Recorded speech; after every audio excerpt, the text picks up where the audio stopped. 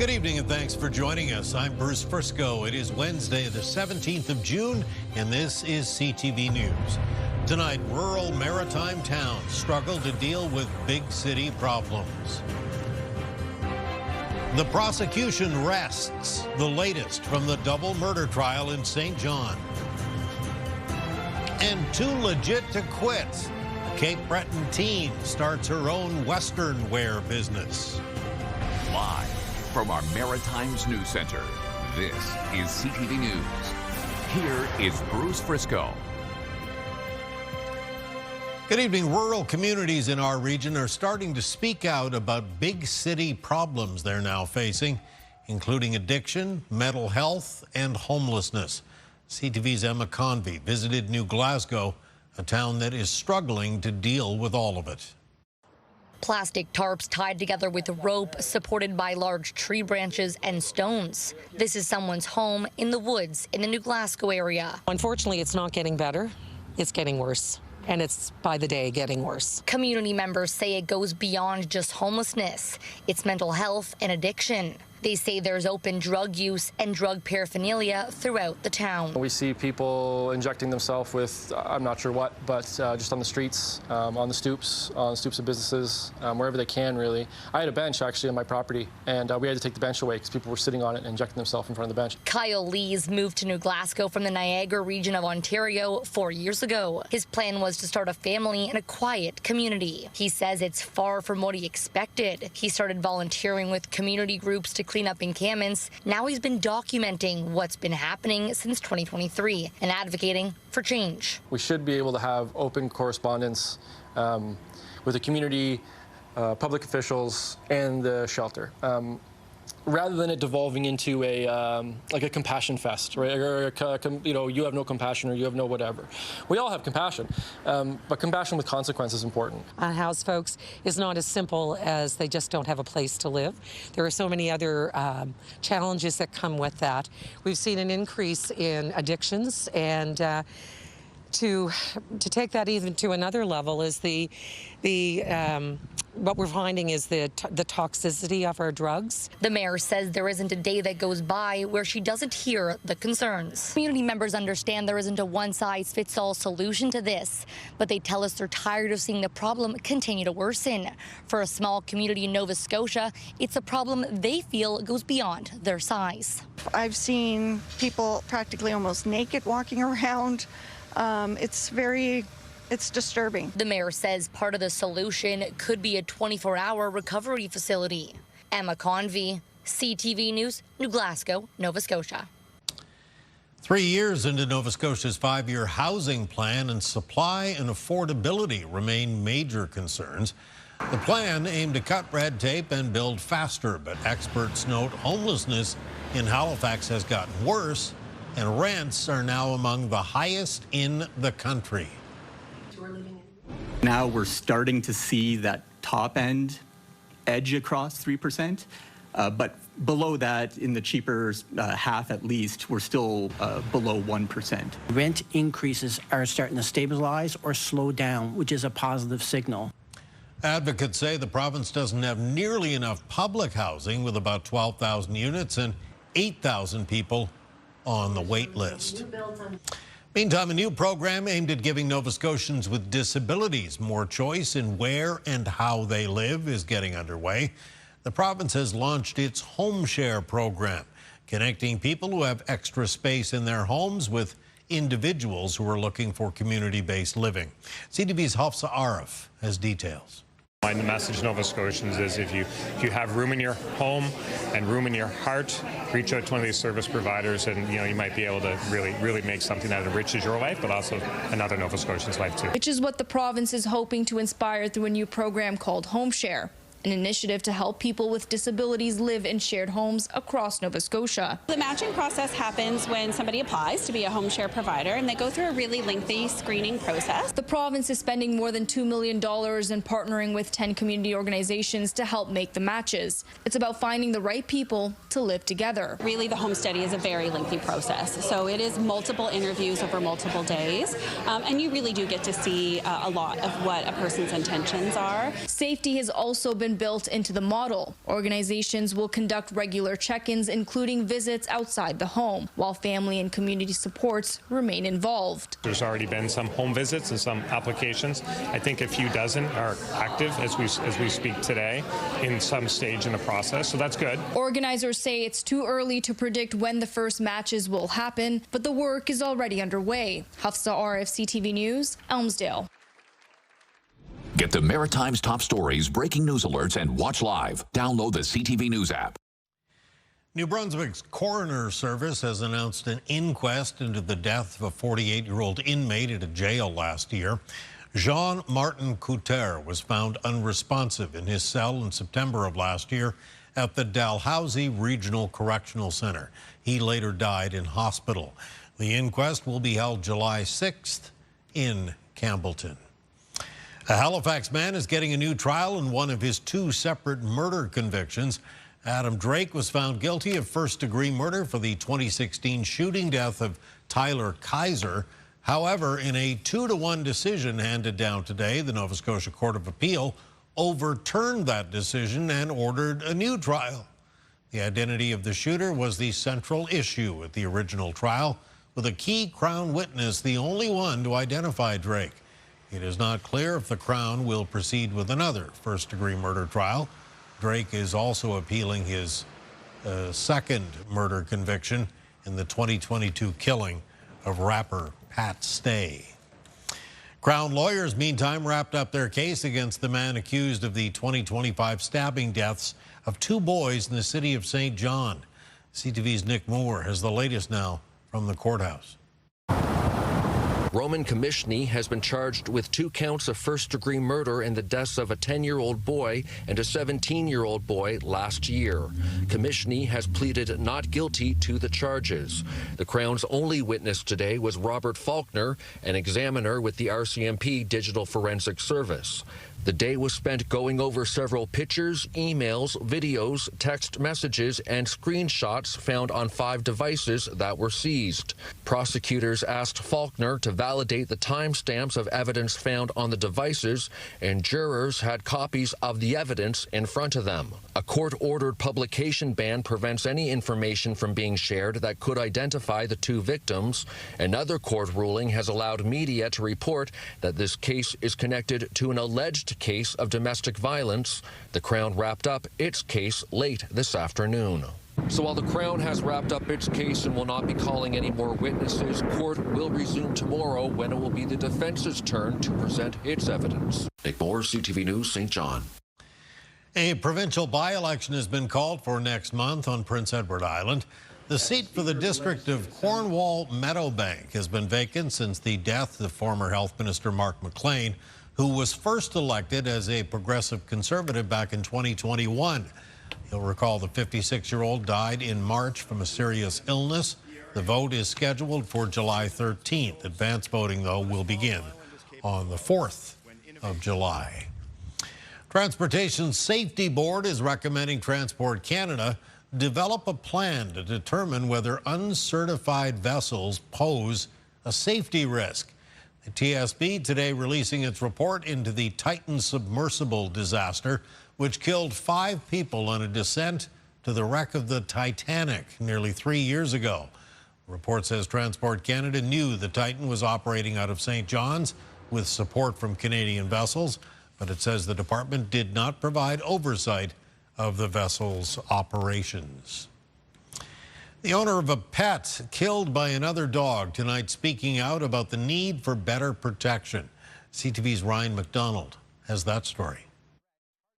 It's been a week since Tim Wright's dog, a 3-year-old Maltipoo named Miles, was attacked and later died. In my life, it's the most traumatic thing I've ever seen. Wright says he was walking his dog on Bay Street in Whitney Pier a little past 8 a.m. when they passed in front of another dog owner's home. My dog was on his leash, and the dog took one look at mine and lunged, snapped his leash, and he grabbed my dog, and he thrashed him right before my eyes.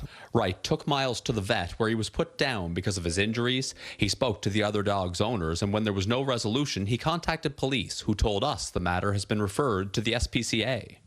We contacted the Nova Scotia SPCA, who confirmed that this is an open case being investigated under a CBRM animal control bylaw. And our goal as the SPCA is never to just euthanize a dog, but we have a responsibility to protect the community. The SPCA's chief inspector couldn't speak to this specific case, but does say there are a number of outcomes available. So there could be a fine. There could also be a restriction if the bylaw allows for not owning animals in the future. That's a pretty rare occurrence, but it's typically a fine. I miss them. Grandchildren miss them. Back in Whitney Pier, Wright is also concerned a person could be hurt too. I don't know the right answers to this, okay? I don't, but you know, this is a terrible tragedy, and the community needs to know what's going on. The SPCA says an investigation like this can be over in days if the pet owner is easy to reach, but if they're not, it can take longer. Ryan McDonald, CTV News, Whitney Pier, Nova Scotia. It may feel like the Moncton Wildcats season just ended, but we're already getting a glimpse of what they and the other Maritime Q League teams will look like next season. The Q League has released its schedule for the 2026-27 season. The preseason starts in less than 2 months. The regular season will then start a few weeks later with the Atlantic teams hitting the ice September 18th. The Wildcats have led the Maritime Division the past couple of seasons.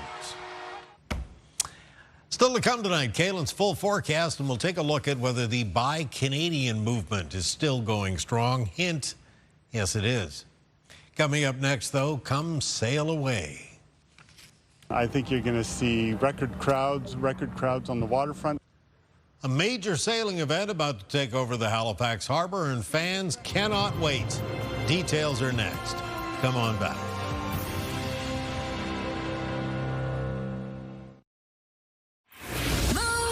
Mornings with Aaron and Peter. Hey, Halifax Music Fest is coming up at the end of the month, and we want to send you on us. Tickets, a great hotel, spending money, all the details at move100halifax.ca. Quick little programming note for you. You already know that TSN, CTV, and Crave are your home for coverage of the FIFA World Cup 2026. On certain dates, though, CTV News at 5 and CTV News at 6 will move to our sister network, CTV2. So tomorrow, you'll find CTV News at 6 on CTV2. If you want to know more, go to ctvnewsatlantic.ca. The QR code there on your screen, give it a quick scan, and you will find the full schedule of all the dates and news programs impacted by FIFA. Well, the actual racing doesn't get underway for a couple of days, but there's still plenty of evidence of Sail GP along the Halifax waterfront right now. The international racing event brings the world's fastest vessels and a legion of fans. CTV's Jonathan McGuinness has more. The finishing touches are being made ahead of this weekend's Sail Grand Prix in Halifax. This is my hometown, so it's amazing to be back here for the second edition of the Canada Sail Grand Prix. The first year was in 2024. The event set attendance records with over 50,000 fans cramming the waterfronts in Dartmouth and Halifax for the two-day event. I think it's going to be absolutely fantastic once again. I think you're going to see record crowds on the waterfront. I think people know what to expect. This year, there is an additional viewing option on George's Island and a much bigger 16-meter tall grandstand that holds 4,000 spectators. It's the highlight of the circuit for us, just home crowd advantage. You know, we have got a lot of locals on the team from here, so we're so incredibly excited to sail in front of the beautiful waterfront with all the home fans. Unlike in 2024, Sail GP has made a 2-year commitment. We know they'll be back on Halifax Harbor next spring. Organizers say it's a big benefit to already have the event marked on the calendar. As for this year, race fans will be spotting some of the high-speed catamarans on the water tomorrow. Practice racing begins Friday at 4 p.m. before they race for real on the weekend. Jonathan McGuinness, CTV News, Halifax. Thank you, John. Time for a quick little break, but when we return, your complete maritime weather forecast. Kaylin is putting all the final details on it. Stay with us. We'll be right back.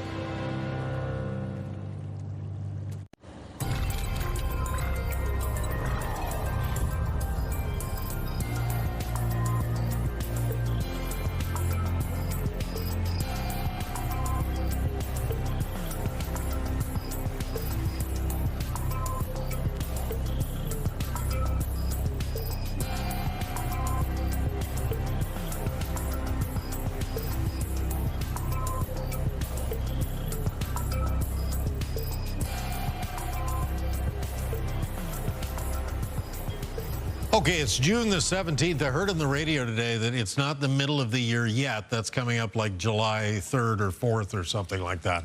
Okay, so... But it feels like it. So we didn't sit down and do the actual math of the calendars. No, not at all. Lesson learned. We'll do that next time. Yes, that's right. Yeah, we're on television after all. That's right, exactly. Never do math on live TV. That was like rule number 2, along with like turning on your mic. For sure. Weather conditions today in the Maritimes. Yes, it was nice to have some June warmth, though that did set off some thunderstorms. So went through the afternoon into the evening for areas of New Brunswick. Most of that action has wrapped up.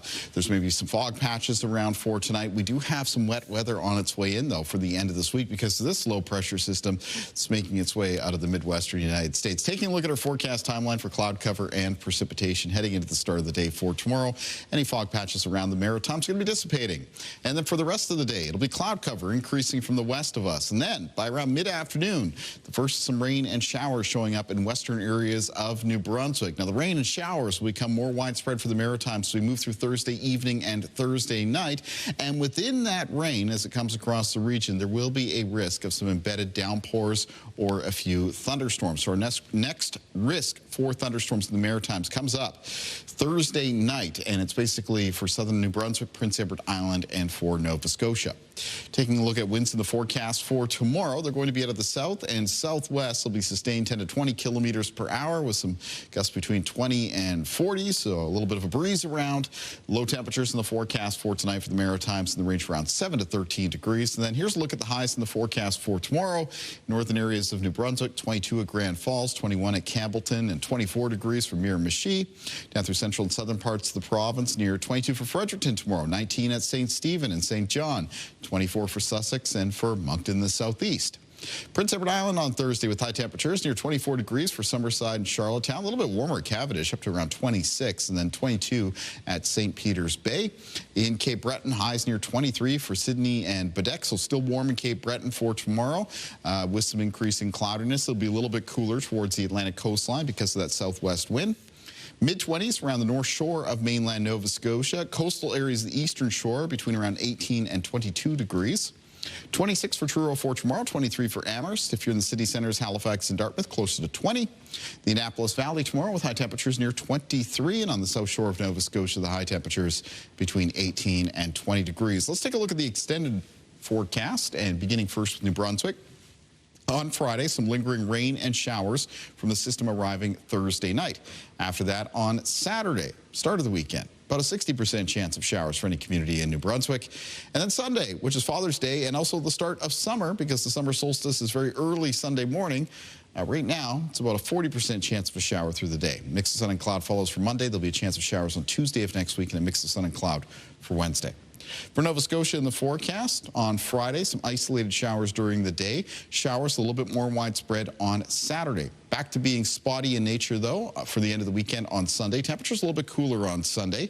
After that, on Monday, it's increasing cloudiness with some rain possible Monday night, finishing as showers on Tuesday and a mix of sun and cloud on Wednesday of next week. And for Prince Edward Island, coming up on Friday during the day, about a 40% chance of a shower, 60% chance of showers on Saturday, back down to around a 40% chance of a shower for Sunday. Monday, a mix of sun and cloud, chance of showers on Tuesday of next week, and a mix of sun and cloud on Wednesday. Bruce. I Googled it July 2nd at exactly noon. At exactly noon. Exactly noon. 182 and a half days into the year, and there's that much left. Awesome. I'll buy a cake. We'll celebrate with cake. Why not? Sure. Okay, stay with us. There's more to come.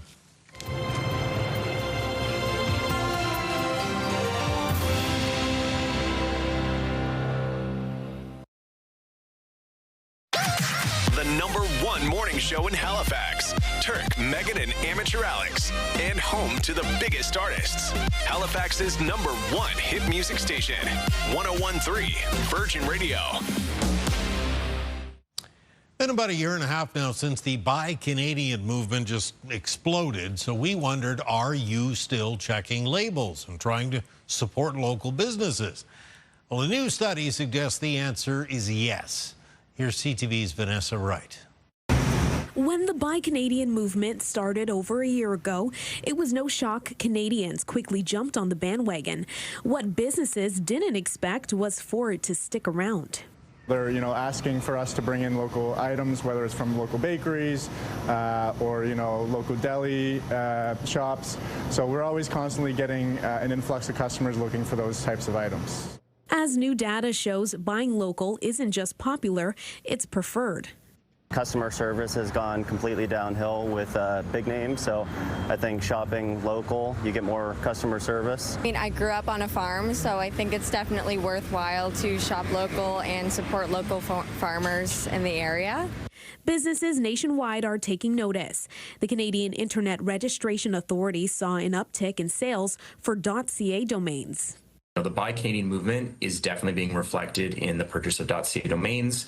And, we think that naturally makes sense because it's more important than ever for Canadian businesses to identify themselves clearly online as Canadian. Buying local continues to be put in practice all over the country and, of course, in the Maritimes. Vanessa Wright, CTV News, Halifax. Thank you, Vanessa. Time for one final break tonight. Coming up, a Cape Breton cowgirl cashes in on a Western dream. First, though, your wake-up weather. Here's a live look at the train station in Macadam, New Brunswick, where it's currently a comfortable 13 degrees. Kaylin's wake-up weather is coming up next.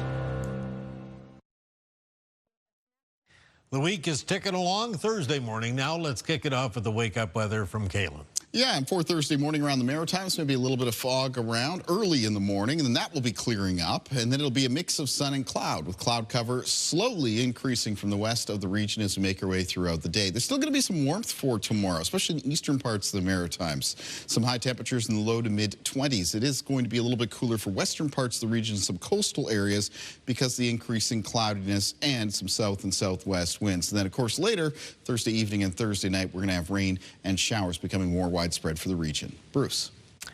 Okay, thank you, Kaylin. Well, now to a Cape Breton cowgirl who's already cashing in on a dream. Anna Claire McLean will be selling her Western apparel at a professional rodeo event near her hometown. CTV's Ryan McDonald has her story tonight. She turned 15 years old only recently on June the 11th, but Anna Claire McLean is already cutting her teeth as a legit entrepreneur. John Ratchford, he likes to call me the CEO in boots.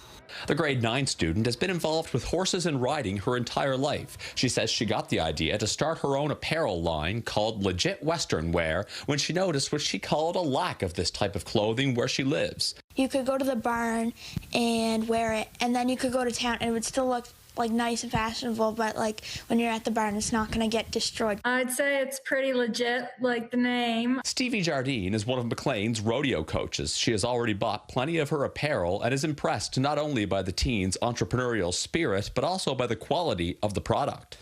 I like the way it looks, but it's also like really durable. Like it's not like you wash it a couple times and it's like you got to throw it away. Like you can wash it and wash it and wash it and it's still like brand new. In September, a 4-day pro rodeo festival comes to Sydney's Centre 200. McLean and her clothing creations will be there, and she sees it as a legit opportunity for sales and more exposure. Come this fall, she will have been selling this stuff for 2 years, while she credits her parents, who both run small businesses, for plenty of help along the way. This cowgirl has big dreams of her own for when she gets older. I want to have like a huge store, like clothes and saddles and everything, and tack, horse tack, and like as far as the eye can see. Ryan McDonald, CTV News, Big Burdor, Nova Scotia. Little doubt she will accomplish that goal. Congratulations, Anna.